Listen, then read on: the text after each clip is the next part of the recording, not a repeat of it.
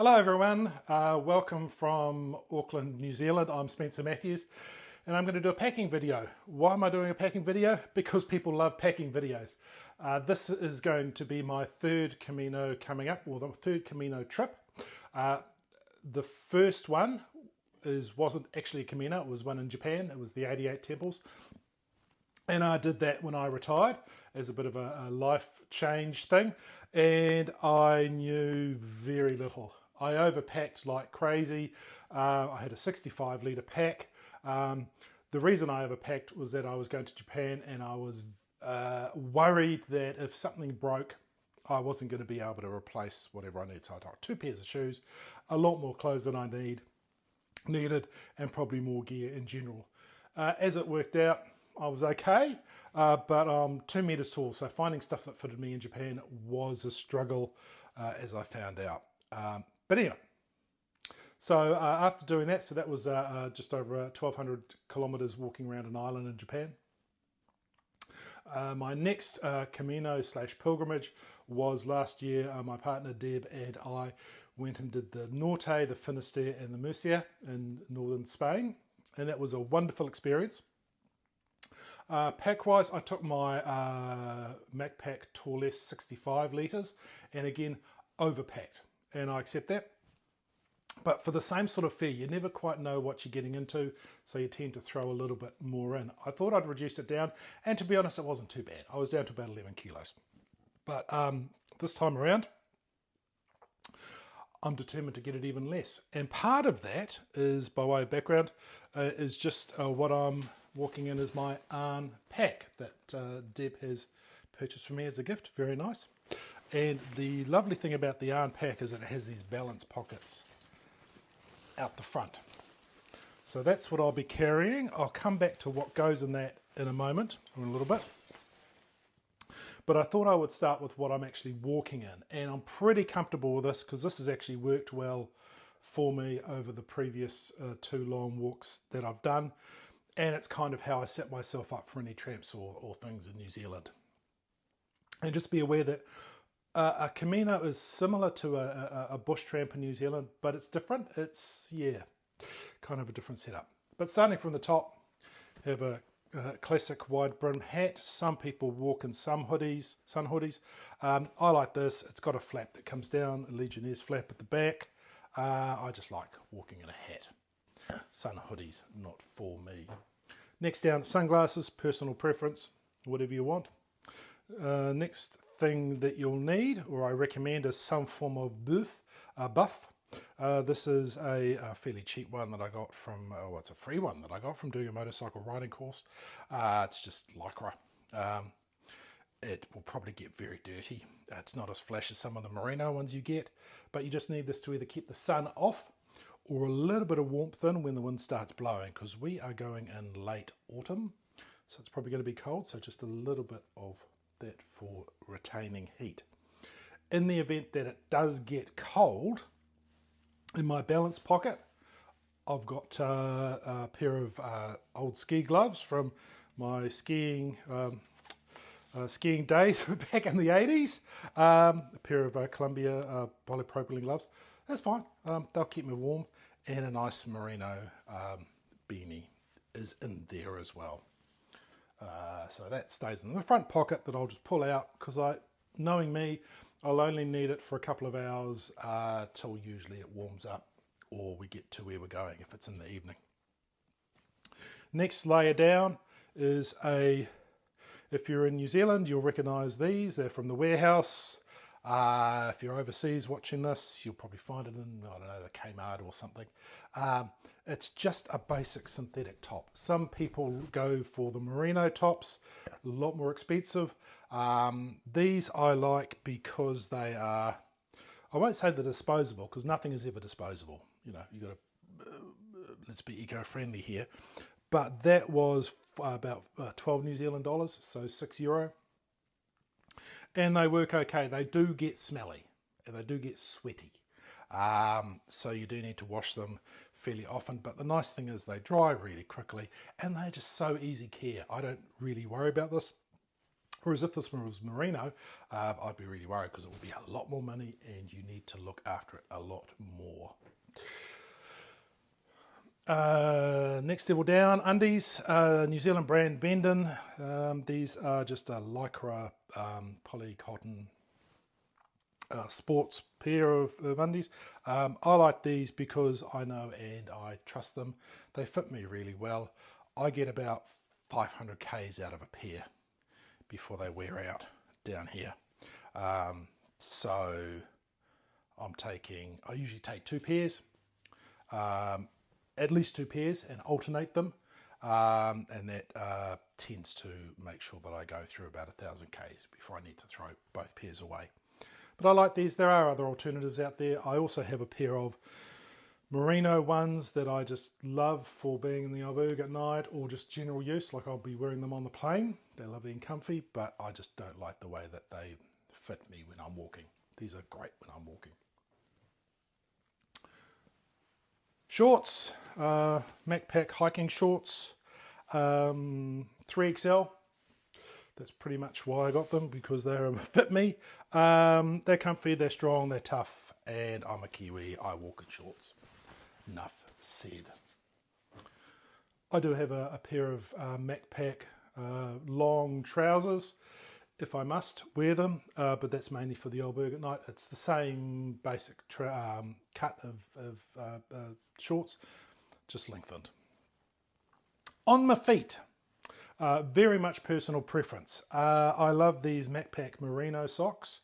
I first started using them when I went to Japan. Made a big mistake in that I didn't have a pair of liners when I started walking, and I got blisters. Huge mistake on my first couple of days till my feet sort of toughened up.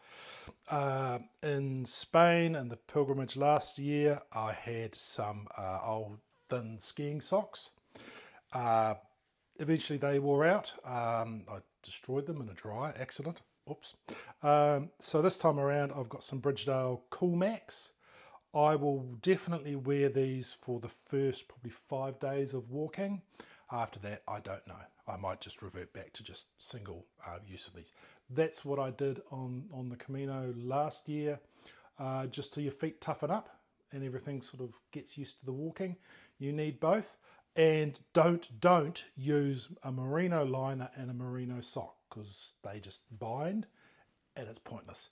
Synthetic and merino, either way around you want to do it, but make sure they're 2 different types of material. On the shoes, again, personal preference. I like these Ultra One Peak 9s, or these are the 9 Pluses. There's a new version coming out soon. To me, I'm kind of stuck with this because I take a size US 16 and these are it. But I love them. They've got a good, nice wide toe box. I get about, like the undies, I get about 1,000 Ks out of these before they're destroyed. So I've got a couple of pairs downstairs now that have just worn out. They're still usable for around town, like general use, but in terms of walking, they're gone. So be aware of that. You don't get a huge amount. Well, 1,000 Ks is still a good old distance to get out of a pair of shoes. But even then, after 1,000 Ks, they still look good, but they're just worn. So I like these, but personal preference. So that's what I'm wearing on a daily basis. Stand by for the next lot of information about what I'm carrying.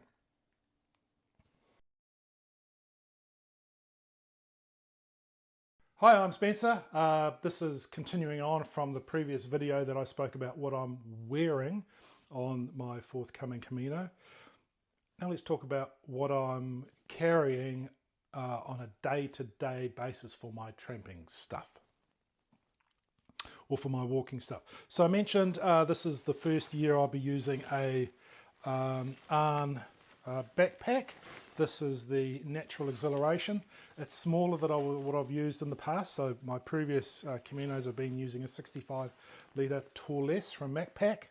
Now I'm going to an Arn. The reason that I'm going to an Arn is my partner used one last Camino. She loved it. I like the idea behind it. And the reason I love the idea behind it is because it's got these balance pockets on the front. And so they're good for carrying all your gear in it. You see that I've already got my water bottle in one of those pockets. What else goes in the pockets? Well, first up, torch. You need one, and you need one with a red light on it. So not only a white light, but a red light. Red light's useful for two things. One is that in the mornings in the auberge, Spain's, because of its time zone, it's quite dark in the morning. So you need a red light to see where you're going so you don't wake everyone else up. Or if you're coming back late at night. The other one is that if you are walking when it's dark, put this on so it faces behind you and so the motorists can see you, particularly if it's flashing red. I don't know if that's picking up on the camera or not. Head torch, definite. Right? The next thing that's going in those front pockets, right at the top, is a very basic first aid kit, a couple of band-aids, crate badge, some tape, and a rescue mask. 3 times on our Camino last year, I came across someone who needed immediate first aid. I know what I'm doing in that area, and so I just reached in, whipped this out, and could do something very quickly. I have a large first aid kit. You might think this is a small first aid kit. Well, actually, it is a small first aid kit compared to the other first aid kits that I have, but this is a little bit more comprehensive. This is also staying in the front pocket. Last time it was in my pack, so this I had accessible on my belt, actually, but now these two are both going in the front balance pocket. So that's the immediate one. That's the quick one. This one is a little bit more in depth. It's got lots of what I call the telfer pads, so these pads that you can whack on immediate bleeding if required. It's got some more crepe bandages, betadine. It's got some hiker's wool. Hiker's wool, best stuff ever. Get it for your shoes. And a compression bandage if I come across a really bad bleed. And that's basically it. Some earplugs, just some other basic stuff in there. And look, if I come across anything that I can't fix in what's in this one, then that person is in trouble and we would be calling an ambulance. The next thing that sits in the front of me is basically my little pack, teeny tiny pack. So this is my belt bag. In here sits my wallet, my phone, my pilgrim passport, and all the other stuff that you need. This is one from MacPack. Find one that suits. Whatever suits you, just get it. I have a neck wallet as well, somewhere, for my here it is, for my actual passport. You will be needing to show that every single day when you check in places, but that's where my pilgrim passport sits, where my vital documents sit, and where my phone sits in the front. Although my phone and this tripod that I'm filming this on will probably sit in the balance pockets. Haven't quite worked that out yet. And that's pretty much it in terms of stuff that I'll be walking with. Oh, no, forgot a couple of things. Easy access will be a day bag.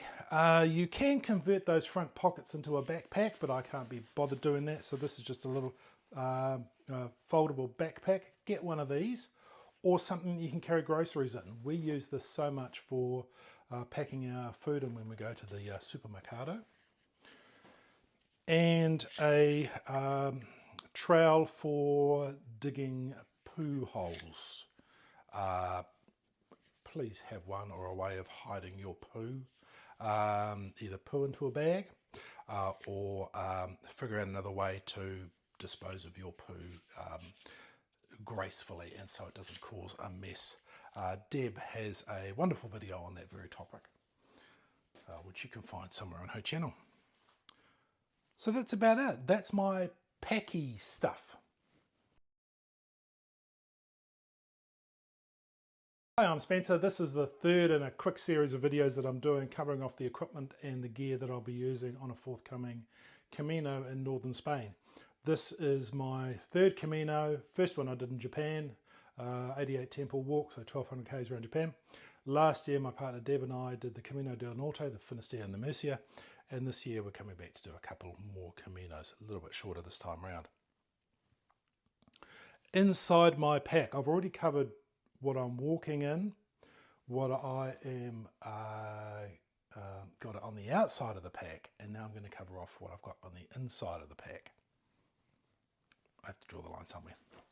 On the top of the pack, so that's inside, I've actually got some cooking equipment.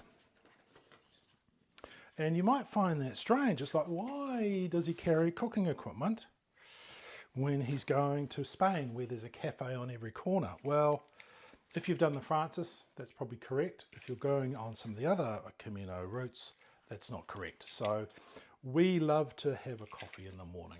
So when I'm walking, this is a little stove that attaches to just a screw-in gas canister. It's very simple. I'll get the canister when I arrive in Spain, standard fitting. You just screw that in, click, click, click, away it goes.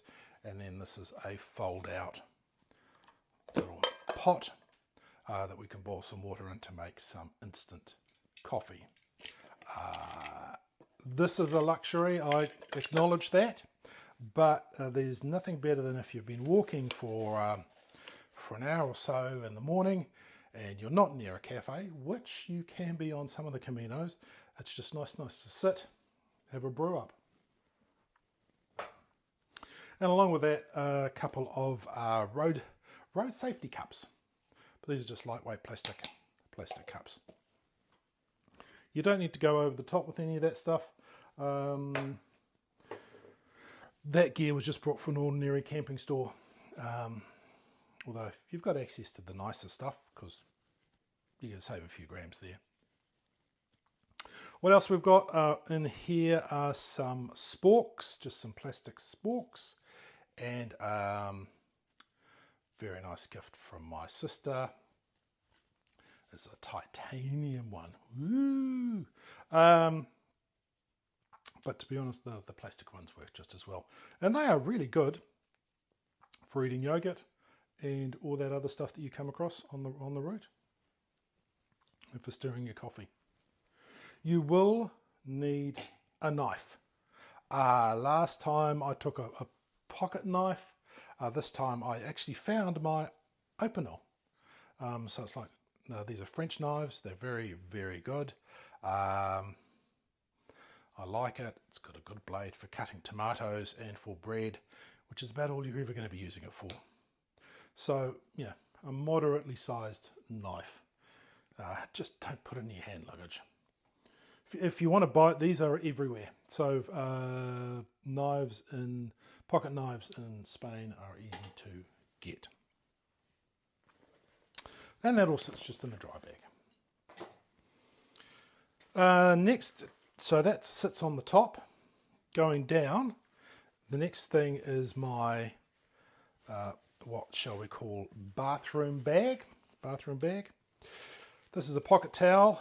Deb has a very, very nice one from Sea and Summit, an airlight towel.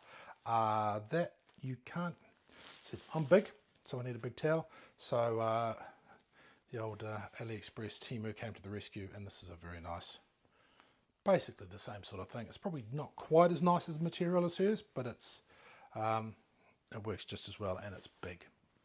So I think from memory that was about 16 New Zealand dollars. And this is my bathroom bag. Essentials in here besides toothbrush and anti-chafe cream, is this little bag. Again, a nice little, an AliExpress special, and this is for the soap. And you put your soap in there, and this is all over soap. It's a New Zealand brand. Not that I have a lot of hair, but it's good to be able to use this as a shampoo, as a body wash, and when you have finished with it, it just goes back into this dinky little bag, goes back into here, and this is breathable. And so it just goes back into my toilet bag, and if it's really, really wet for whatever reason, you can clip it on the outside of your pack. But yeah, it just goes back in there, clips up, and there's your soap. So, yep, they are really great. What else have I got in there? To be honest, not much. I'm a bloke. I just let my beard grow. I've got some earplugs in there, because you will need earplugs. And the final thing is basically what I have in for the old berg. So the way it works is that that bag that I just pulled out sits on top of this one. And so I know that when I get to the old berg, I can just reach in, grab this bag, and everything that I need is in there. And this is actually all my spare clothes as well. So in here is a silk sleeping liner from Kathmandu and a Cedar Summit reactor liner. So that's kind of a very basic mummy, very, very thin. You'd call it a sleeping bag, but it's designed to go into sleeping bags, but it works really, really well in the old bergs. And it's much smaller than a sleeping bag. Next thing that's in here is a merino top, just in case it's going to get cold. I've got a warmer long sleeve top. As I said, spare socks, old berg socks. I've got a thin version of the shirt that I'll walk in, so that'll just be what I put on in the old berg if it's not too cold. That'll probably be my go-to. Trousers, and I'm taking a pair of very lightweight shorts. This is probably a bit of an extravagance. I doubt I will need them, but just in case I want to go swimming or something, I want to wear a pair of shorts inside the old berg or around the old berg, and my walking shorts are being washed. And undies, spare pair of undies. Well, actually, yep, replacement pair or alternate pair for walking in, a pair of merino undies, and one other pair. And the final thing, which is buried down the bottom of that bag. I'll pull it out. Clothes pegs. And in here are all the necessities that you need for modern life. Adapter, iPhone charger, and cables and earphones. And that is it. That literally, oh, yes, sorry. And pair of Tiva sandals. And that is it. That's my gear. I've weighed it. It's going to be around about 8 kilos, which I think is going pretty well. There's bound to be other stuff that gets thrown into the mix. And also, I forgot about my walking poles. But there's a whole lot of other stuff like that. So thanks for watching.